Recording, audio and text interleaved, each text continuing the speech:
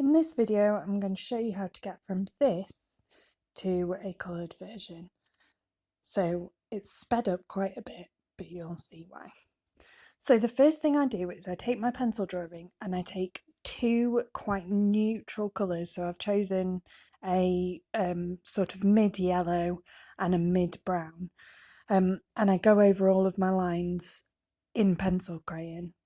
Now the reason I've chosen those two colours is because I use the mid-brown for the darker areas and the mid-yellow for the lighter bits because it'll blend quite nicely into a skin colour, and that just means that I can rub out all of my pencil lines. So I'm left with this.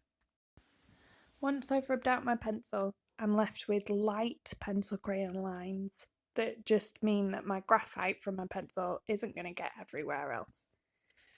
I started off with the lips because I wanted to use the same colours across all of the lips so that they looked like they were belonging to the same person. After I got the base colour of the lips down, I decided then to approach it slightly differently, so doing it as if I was doing a gridded portrait. So I looked at each shape individually. This actually really helped me because it meant that I stopped thinking of it as a face and just drew it in sections. So I was really concentrating on each section.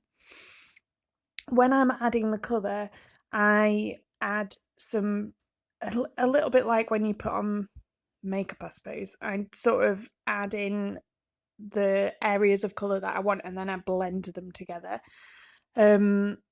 I blend them together using quite a light peachy colour because my picture, the lady that I have chosen to draw, has very sort of porcelainy skin, so it is quite peachy toned.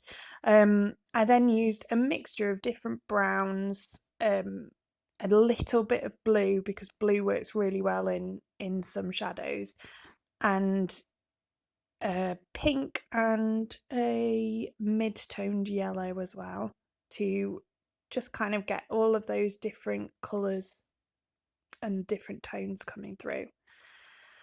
One massive mistake that I made was I started at the bottom. Don't know why I did that, but that meant that I was then, you can see, having my hand go over the top of the picture all the time, so I ended up covered in pencil crayon. So if I were to do this again, I would definitely start at the top and go across and down. But it took quite a bit of time. So this is obviously really sped up, and I apologise for the flashiness of the images because of the shadow of my hand and things. It took me just over an hour to do this bit of colouring. So I did take my time over each section because I'm quite a quick drawer, and to spend that amount of time on a half a page drawing is quite a long time for me. So yeah, you can see the way I'm building up the sections. I tend to go dark first because then I find it easier to blend in the dark, and then I can, if it's not quite dark enough, so this eye doesn't end up dark enough, I can then blend in colours. I'm constantly looking at the picture that's in front of me to try and get the colours right, and once you've got different areas coloured in, I do actually go back and add some colour in some of them.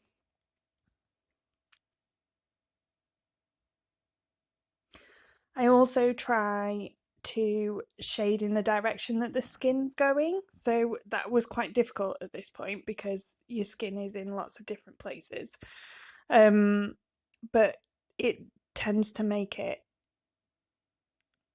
sort of a bit smoother, I suppose, a bit like, again, when you put on makeup, you don't just slap it on in stripes, you kind of follow the contours of your face. So in a similar way to that, or moisturiser, for those people who don't wear any makeup. The hair. Now, I absolutely hate drawing hair. I find it really, really difficult. But my art teacher, when I was at school, once told me that you don't think of it as individual hairs, you think of it as blocks of colour, and that actually helped me loads. So you look at the hair and you kind of block out different tones, and then when you have blocked out your tones, you can kind of add in a few of those details of strands. But when you look at yourself in the mirror, or you look at anyone really, you don't see each individual hair. So try and stay away from trying to draw each individual hair, and draw blocks of tone instead.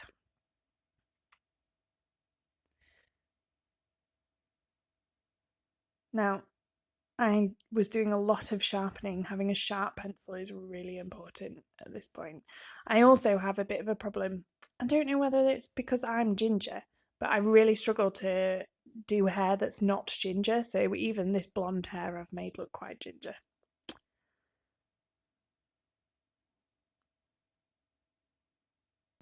I also blended in some more of that skin tone just into the edge of the hair to make it flow.